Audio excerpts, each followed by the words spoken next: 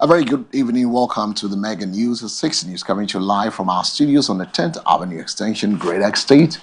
A very good evening. Welcome to this evening edition of the Major Bulletin, stories making headlines across the country. We also live on our social media handles on MBN 360. My name is El Samuels. We take a look at the headlines. Coming up, Lincoln University Council's President Mahama's honorary doctorate conferment over his anti-LGBTQ stand. OSP drops charges against two accused in NPA extortion case, turns them into state witnesses. Act now or face tomatoes crisis, praising farmers to government.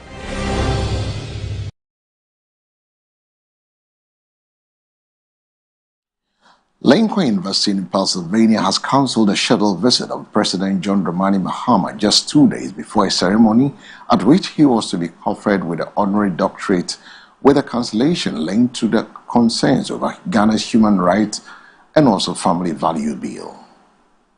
The Ghana Embassy in Washington, D.C. confirmed the development in a strongly worded statement on Tuesday, revealing that Lincoln University had communicated concerns raised by a group about Mahama's perceived position on the anti-LGBTQ bill currently before Ghana's parliament. The embassy noted that all logistical arrangements had been finalized, with embassy officials and university representatives having conducted a full walkthrough of the venue just last week. Making the situation more awkward, Lincoln University itself acknowledged that the concerns did not surface during its earlier vetting and due diligence processes before the invitation was extended, raising questions about the university's internal processes. The honorary doctorate was to recognize Mahama's outstanding contributions to public service, democratic governance, and global advocacy for justice, equality, and reparations, values Lincoln University publicly champions. The university's Pan-African Studies Chair, Associate Professor Nyaka Lagoke, had described the conferral as a powerful symbol, noting that Mahama carries the Kwame Nkrumah mandate, a reference to the fact that Ghana's founding president was himself a Lincoln University alumnus. A major development has unfolded at the Criminal Court 3 of the Accra High Court, as Office of the Special Prosecutor (OSP) has dropped all charges against two accused persons in an ongoing alleged extortion case linked to the former Chief Executive of the National Petroleum Authority, Mustafa Abdul Hamid. The fourth and fifth accused persons, Albert Ankara, a director of KEL Logistic Unit, and Isaac Mensah of Kings Energy Limited, have now been turned into prosecution witnesses after agreeing to testify for the state. According to the prosecution, the two, through their lawyers, voluntarily approached the OSP and indicated their readiness to cooperate with investigators and provide evidence in the court. This decision led to the withdrawal of charges against them. The case, which has drawn significant public and media attention, is centered on an alleged extortion scheme involving officials connected to the NPA. Presiding Judge Justice Francis Apanga Achimbonga acknowledged the prosecution's request, with the court expected to determine how the testimony of the new witnesses will shape the ongoing trial. Meanwhile, the main accused, Mustafa Abdul Hamid, remains before the court and continues to face charges. He was present during proceedings, appearing calm as arguments were made. He has denied all the charges leveled against him. The two former accused persons were seen leaving the courtroom, visibly revealed after the announcement, marking a dramatic turn in the case. Dr. Hamid is standing trial together with 9 co-accused persons, including senior officials and associated companies. They are facing 54 criminal counts, including extortion, abuse of public office, and money laundering. The European Union has cautioned against the recruitment of Ghanaians into the Russian-Ukraine war, stressing the conflict does not concern Ghana and should not involve its citizens. The Ministry of Foreign Affairs, Samuel Okudzeto Ablakwa, has called for a deeper understanding of the history of slavery and renewed commitment to humanity and dignity and equality and justice.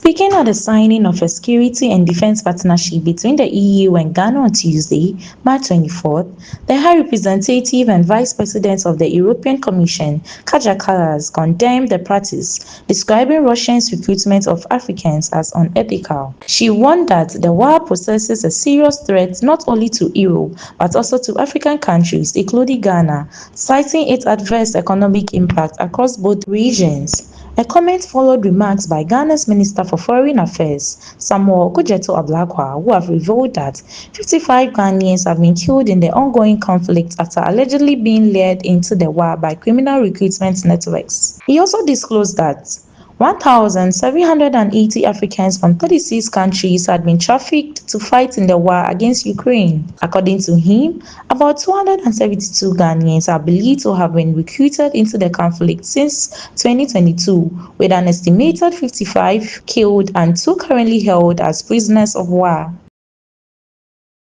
The Minister of Foreign Affairs, Samuel Okudzeto-Ablakwa, has called for a deeper understanding of the history of slavery and renewed commitment to humanity and human dignity, equality, and justice. Speaking at a high-level respiratory justice event at the United Nations General Assembly in New York City on Tuesday, March 24th, the minister said the President, John Dramani Mahama, led the Ghanaian delegation to the event. The visit forms part of Ghana's participation in activities marking the International Day of Remembrance of the Victims of Slavery, Transatlantic Slave Trade, and observance aimed at declaring the trafficking of enslaved Africans and radicalized total enslavement of Africans as a grievous crime against humanity. Before we speak of justice, policy, or diplomacy, it is fitting that we pause to honor the memory of those men, women, and children whose suffering under this system helped shape the modern world while denying them the most basic recognition of their humanity. Earlier today, we were honored to have His Excellency John Dramani Mahama, President of the Republic of Ghana, lead us on a solemn commemorative remembrance at the African Burial Ground National Monument here in New York. We honored the memory of men, women, and children whose lives were shaped by the transatlantic slave trade. Excellencies, it is both solemn and gratifying to see that the international community is gathered here today to reflect on the enduring legacy of this profound injustice, convened on the eve of the International Day of Remembrance of the Victims of Slavery and the Transatlantic Slave Trade. This high-level event offers us an opportunity for the global community to confront history with honesty, to honor the resilience of those who endured unimaginable suffering, and to reaffirm a shared commitment to reparatory justice and healing for Africans and people of African descent. In convening this high-level gathering, Ghana does so with a deep awareness of history and responsibility. Along our coastline stands the forts and castles through which countless Africans passed before the long and brutal journey into enslavement. These sites remain enduring reminders of a crime that shaped the destinies of continents and peoples. In the 15th century, ships began arriving on the shores of the Gold Coast in what is today the Republic of Ghana. From that moment, a dark chapter in human history began to unfold as Africa became the epicenter of a vast system of human exploitation that would reshape societies across continents. It is therefore no coincidence that this story began on the shores of the Gold Coast, a land long associated with the rising sun. If the sun rose over the beginning of this tragedy on our shores, then it must not set on the conscience of humanity until justice is done. It is therefore with humility and determination that Ghana, in its capacity as the African Union champion on advancing the cause of justice and the payment of reparations for Africans and the people of African descent. So on these notes, we go for a break. When we return, we get to the business desk and bring you the stories there.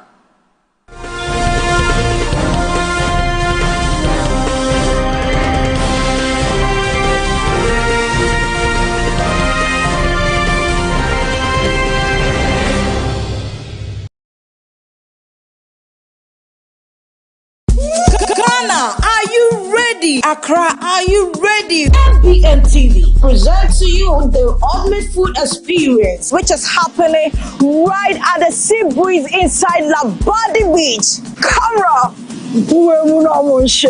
This Easter Monday, the activities include eating competition, dancing competition, freestyle session, horse riding by the beach, live music performance, DJ play all day. Vote for your best food vendor. The ultimate show with AJ Baka done live at the event. And most of all, dress stylish, dress classy, dress beach chic. Come take a picture with us and a 360 video. This is not just food event, this is a whole experience. Come hungry, come ready, come chill with your friends and family. Food vendors are to register. For registration and enquiries, contact 02488-2128 or 05542-11370. My name is AJ Bakasnata, and I will see you all at the Ultimate Food Bazaar, where taste meets vibes. This event is proudly powered by MBN TV.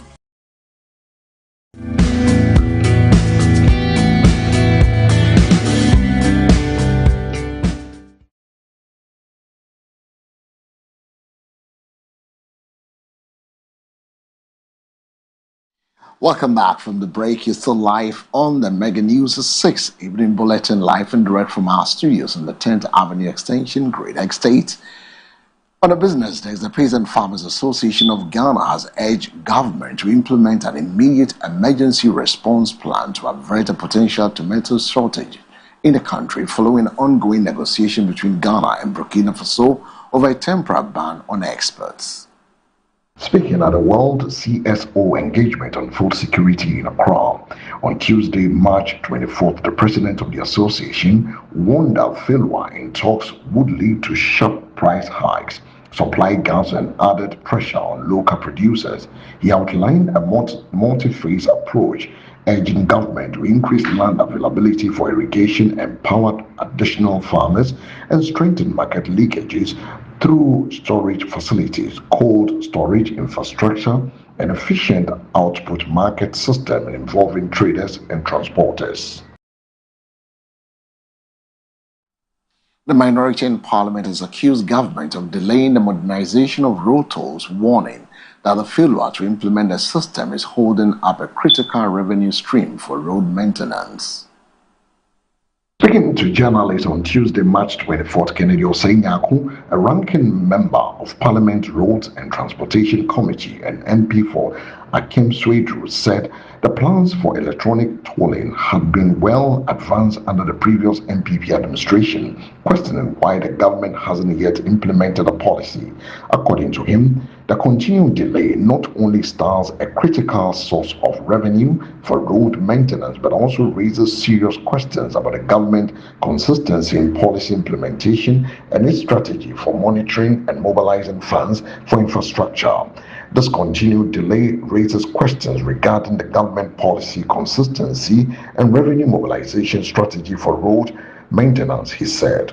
The idea, which was also included by articulated by Dr. Bawumia in the 2024 manifesto, was to create an alternative financing framework through which individuals could invest in road bonds to finance road infrastructure projects, which repayment supported by enhanced and modernized toll collection systems.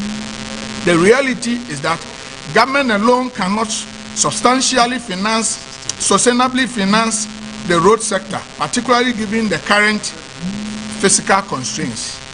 We therefore urge government to prioritize clearing arrears, restore confidence among contractors, and infrastructure development to ensure the long-term sustainability of the road sector. Now I'll move to abandoned projects. At the point of transition of the MPP government,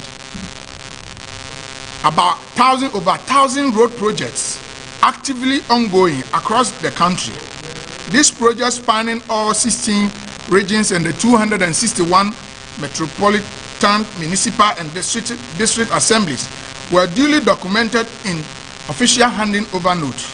They cut across key implementing agencies, including the Ghana Highway Authority, Department of Urban Roads, and the Department of Feeder Roads, reflecting a broad-based national effort to expand and modernize road infrastructure. However, 15 months into the administration of the John Mahama government, more than 80% of this project have effectively been abandoned completely. And with the press out from the minority in Parliament, we go for a break. You're still live on the Evening Bulletin, live and direct from our studios on the 10th Avenue. We'll be back with sports.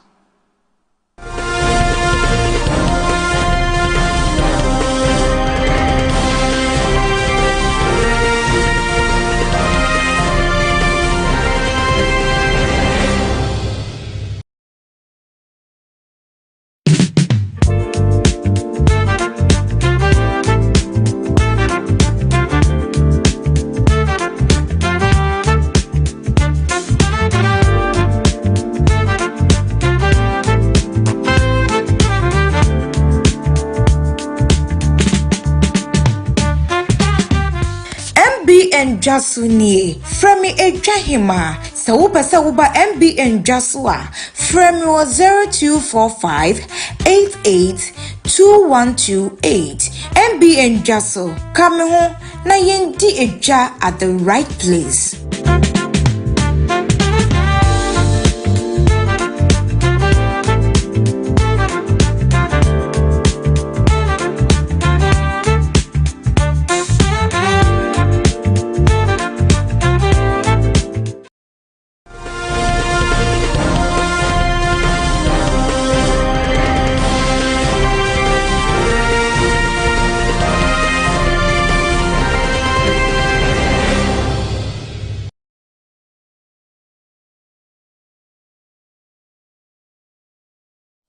Welcome back from the break. On the sports desk, Hamburg SV forward runs for the Yeboah Greathoff has been called up to the Black Stars camp following the withdrawal of Inaki Williams and Brendan Thomas Asante.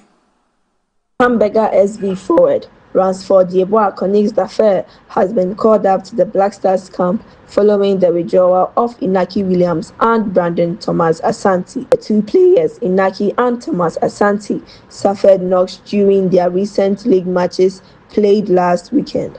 Thomas Asante features for Coventry City in their 3-0 win over Swansea City in the championship, but was replaced by George Eccles in the 62nd minute after picking up a knock. Inaki played the entire duration of Athletic Bilbao's win over Real Betis, but subsequent scans revealed he sustained a knock during the match, preventing him from making the trip to Vienna. Connix Dafer has already arrived in Vienna and is scheduled to train with the squad on Tuesday afternoon. The 22-year-old has been instrumental for his club in the ongoing Bundesliga campaign, having scored 4 goals in 26 appearances. The Black Stars face Austria on March 27th before playing against Germany 3 days later. And as the latest from the sports from the Black Star camp, we go for a break. When we come back, we go to the international front.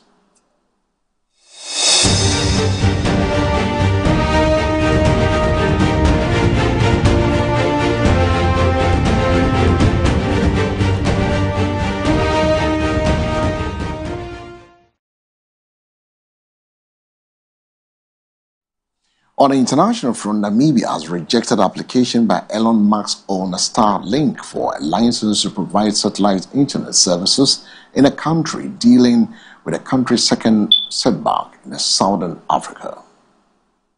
The Communications Regulatory Authority of Namibia announced the decision without giving reasons for its refusal, but noted that the Starlink Namibia subsidiary did not have local ownership. Starlink has not yet commented on the decision. It operated in about 25 African countries, but has faced regulatory challenges in others, including South Africa, where ownership rules have also blocked its entry. Namibia law requires that at least 51% shares in any telecommunication company must be owned by citizens or local entities. Namibia is a former colony of Germany and was under the rule of South Africa's white minority regime until it gained independence in 1980. It then adopted policies aimed at increasing local ownership in businesses and tracking racial inequality. On its website, Starlink says it has established a local company that will partner with Namibia firms and create employment opportunities. And that brings us to the end of this evening bulletin, live and direct from our studios on the 10th Avenue Extension, Greater Estate. The news was live on all our social media handles on MBN 360.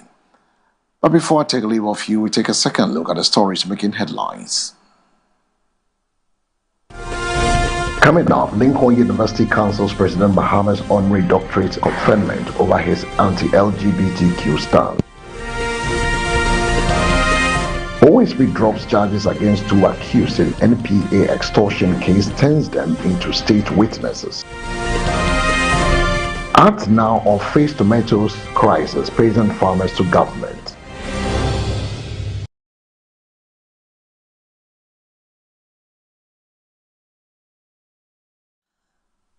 So that's how we roll the curtain on today's edition of the evening news. 6 for more news, log on to MBN 360. My name is El Samuels. Have a good evening.